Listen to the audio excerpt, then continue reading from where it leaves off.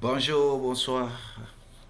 Conformément où vous vous trouvez, je voudrais seulement faire une petite analyse de notre situation. Et en attendant, je vais partager l'écran pour montrer ce que je voudrais en réalité faire. Ce que je voudrais faire est intitulé un peu du benchmarking. Un peu du benchmarking. Je le répète encore, un peu du benchmarking. Pourquoi je dis ceci? Les riches deviennent plus riches et les pauvres plus pauvres. Pourquoi? Ceci n'est qu'une réflexion que nous menons sur la base de certaines informations. Nous avons en réalité ceci qui est venu dans notre pensée après avoir lu certaines choses. Je voudrais prendre l'exemple de la France. Selon le rapport annuel Oxfam sur les inégalités, les plus grosses fortunes mondiales se sont enrichies à la faveur de la crise, de notre crise coronavirus. Leurs gains pourraient financer la vaccination de l'ensemble de la population mondiale. Je rappelle que Oxfam est une association internationale et qui regroupe 20 organisations caritatives indépendantes à travers le monde entier. Le fondateur, c'est Cecil Jackson Court. Et c'est créé en octobre 1942, Oxfam au Royaume-Uni. Le siège social se trouve actuellement à Nairobi, au Kenya. Sur le site de cette organisation, voici ce que nous recueillons un peu. Et nous avons seulement voulu partager ceci avec vous. Dans une note commune, Attaque France et Oxfam France ont analysé dans le détail le classement des milliardaires français dévoilé depuis début avril par le magazine Forbes. Alors que la pauvreté et la précarité ont fortement augmenté depuis le début de la pandémie, la note montre que ce n'est pas la crise pour tout le monde. Tout le monde n'est pas en crise. Oui. Pourquoi? Ceci, nous allons voir un peu comment ils ont présenté cette situation. Je présente un peu ici la liste de quelques-uns devenus plus riches. Il s'agit des humains, des personnes et non même des organisations. Et vous allez voir que j'ai essayé d'encadrer la première colonne. Quand vous voyez la première colonne ici, c'est le degré de leur enrichissement aujourd'hui. Mais alors qu'avant la crise, la colonne que j'encadre également ici, c'était leur degré d'enrichissement. Quand je prends Bernard Arnault et sa famille, qui était à 63,7 milliards d'euros avant la crise, et à moins de comment, et ça là vous allez voir, c'est 2020, nous sommes en 2021, dans un an, ils ont accumulé une richesse de 72 milliards. C'est-à-dire, ceci qui est ici, ils ont 72 ans plus tôt, ils ont accumulé plus. Aujourd'hui, ça fait 62,0 milliards d'euros, soit une augmentation de 97% de sa fortune. Lorsque vous prenez François Bettencourt, Françoise Bettencourt, Mayer et sa famille, vous allez voir qu'avant la crise, c'était à 41 milliards, mais aujourd'hui, 61 milliards 7. Une augmentation de 20 milliards dans un an et 51%. Vous allez voir un peu la liste que je présente ici, que ce soit François Pinault, que Alain Wattenard, Emmanuel Bechner, Patrick Oron, Rudolf Sader, Xavier. Tous ceux que nous présentons ici, Laurent Dassault, Thierry, vous allez voir la liste avec comment ils se sont effectivement enrichis au cours de ces années. Vincent Bolloré est ici, qui était à 2 milliards, qui était à 2 milliards, qui est maintenant à 5 milliards, c'est-à-dire 2,9 milliards, c'est-à-dire doublé en même temps, 100%. Lorsque je prends toute cette liste, et il ne s'agit que des Français ici, nous avons même des nouveaux milliardaires. Lorsque je prends Françoise Feuillet, c'est un entrant qui vient d'arriver, qui n'avait pas de fortune comme cela se doit, mais ce sont des entrants. Il a, dans un an, accumulé 1,6 milliard. C'est dans le domaine informatique. Et tous ceux que nous listons ici ne sont pas dans un seul domaine. Dans le domaine de laboratoire, c'est pourquoi j'ai mis ceci en rouge, nouveau riche. Dans le domaine de laboratoire, parce que je voudrais en faire quelque chose, une analyse pour mon pays. Tout ceci, les gens se sont suffisamment enrichis au cours de la crise. Bien-aimés, comment cela s'explique? Comment cela s'explique cette hausse-là? Si la fortune des milliardaires a rebondi aussi vite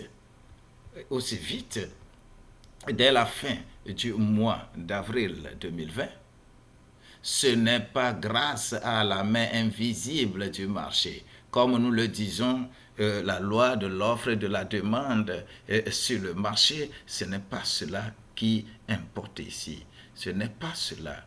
Mais pour la majorité d'entre eux, grâce aux performances économiques des entreprises dont ils détiennent des actions, ce n'est pas la performance économique de leur entreprise. C'est avant tout grâce à la politique monétaire généreuse, bien sûr généreuse, de la Banque centrale européenne qui a injecté des centaines de milliards d'euros sur le marché financier et a adopté son programme de rachat d'actions des entreprises afin d'éviter un effondrement boursier. Écoutez-moi bien ce passage-là. On parle de politique monétaire généreuse parce qu'on ne va pas trop exiger de contrepartie. La contrepartie de la masse monétaire dans la zone UEMOA, on a été tellement prudent que même les travaux ou l'émergence de la crypto-monnaie, on s'est levé en guerre contre cela. Mais eux, ils ont fait une politique généreuse, une politique monétaire généreuse. Ça veut dire quoi? Ce soutien massif et sans réelle contrepartie, permet de comprendre pourquoi l'immense majorité des milliardaires a vu sa fortune augmenter, quel que soit leur secteur d'activité. Bien-aimés, c'est aussi grâce à la stratégie de quoi qu'il en coûte, parce que c'est ce que Emmanuel Macron a déclaré dans son discours. Quoi qu'il en coûte d'Emmanuel Macron et aux aides massives accordées par l'État français aux entreprises du CAC 40, sans contrepartie sociale, fiscale et environnementale. Sans contrepartie fiscale, sociale et environnementale. Vous devez savoir que le CAC 40, c'est la principale indice boursier, le principal indice boursier de la bourse de Paris. Un peu du marketing. Je nous invite à un peu du marketing. Le benchmarking. Le benchmarking. Bon, je voudrais seulement dire que le benchmarking, c'est la manière de copier intelligemment des autres et parfaire sa propre politique, sa propre émergence, sa propre... chercher à améliorer son image, on copie chez d'autres. Tu es en train de faire du benchmarking. Un peu du benchmarking. Je viens dans mon pays, le Togo. Les scientifiques de l'université de Lomé se joignent à la riposte contre la COVID-19. Publié mercredi le 1er avril 2020 à 13h03 sur Togo officiel. L'université de Lomé avait mis sur pied une commission de scientifiques de haut niveau chargés, j'ai mis ça au rouge, de proposer des mesures urgentes et appropriées pour juguler efficacement la pandémie du COVID-19.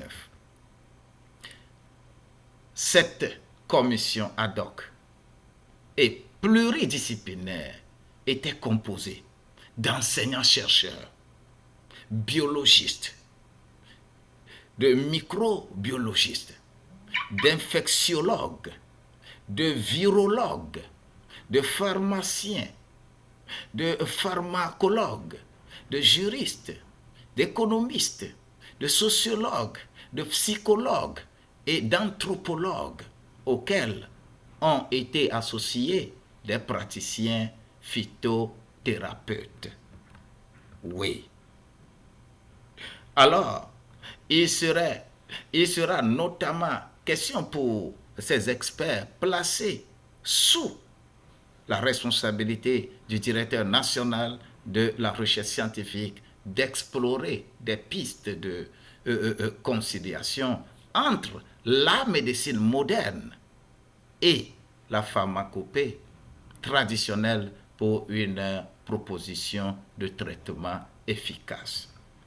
Très bien, nous avons commencé. À leur disposition, un soutien financier de 40 millions de francs CFA. 40 millions de francs CFA en matière de recherche ne vaut rien. De même que les laboratoires et équipements de pointe de centres d'excellence régionale sur la science aviaire et du laboratoire de microbiologie et de contrôle de qualité des denrées alimentaires, tout ça là de l'université de Lomé. On a mis ces moyens à la disposition. Ces moyens ne sont pas suffisants, d'accord, mais la question est de savoir quelle est la suite. Quelle est la suite? Quelle est la suite? Je voudrais nous dire un peu du benchmarking. Un peu du benchmarking. Que Dieu inspire les chercheurs africains à exceller aussi dans leur domaine, car c'est dans ces temps critiques qu'on connaît la valeur des chercheurs. Bien-aimés,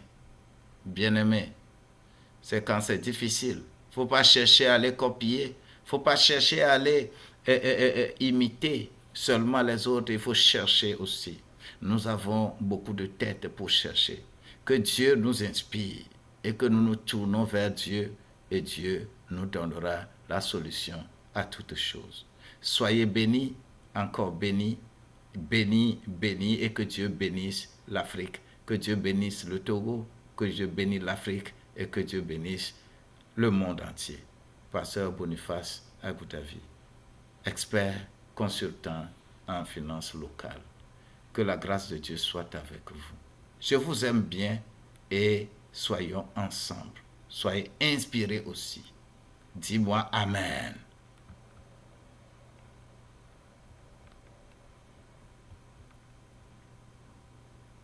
Bien-aimés, merci. Voilà ce que j'ai à partager avec nous et que quelqu'un soit inspiré et que ensemble nous puissions combattre coronavirus dans toutes ses formes et que Dieu nous aide à aller au bout. Approchez-vous de Dieu et Dieu sera avec vous pour mieux faire des recherches. Je vous aime beaucoup.